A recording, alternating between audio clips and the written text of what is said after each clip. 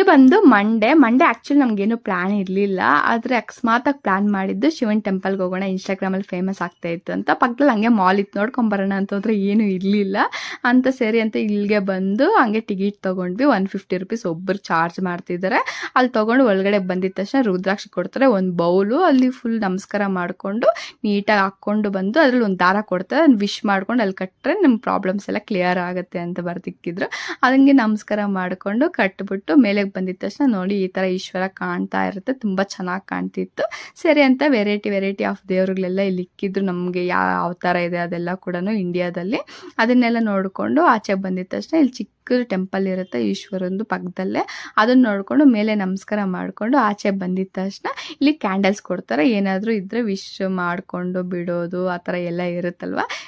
ಈಶ್ವರಗಂದ್ರೆ candles ಅಣಿಸ್ತೀವಲ್ವ, ಆ ಥರ candle ಕೊಟ್ಟಿದ್ದು ತುಂಬ ಚೆನ್ನಾಗಿ ಅನಿಸ್ತು. ಅದನ್ನೆಲ್ಲ ಬಿಟ್ವಿ. ನಾವು ಬಂದಿದ್ದು 3 ಮೆಂಬರ್ಸ್ ಅಷ್ಟೇ, ಮೋಕ್ಷಿತಾ ಸುಬ್ಬು ಅವ್ರು ಬಂದಿರಲಿಲ್ಲ.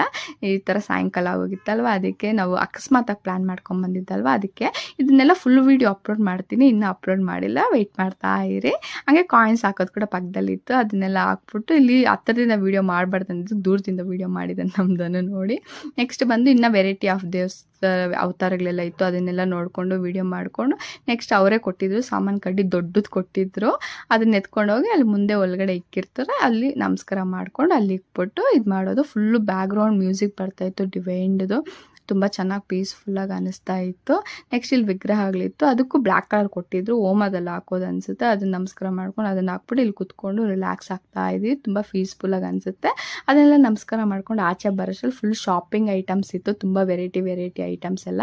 ನಾನು ಒಂದು ಬ್ಯಾಸ್ಲೆಟ್ ತೊಗೊಂಡೆ ಅಷ್ಟೇ, ಇನ್ನೇನು ತೊಗೊಬೇಕು ಅನಿಸಿಲ್ಲ. ಚಿಕ್ಕ ಮಕ್ಳಿಗೆ ತುಂಬ ಇಷ್ಟ ಆಗುತ್ತೆ ಇದೆಲ್ಲ ಕೂಡ ಅಷ್ಟೇ. ವಿಡಿಯೋ ನೆಕ್ಸ್ಟ್ ಸಿಗೋಣ.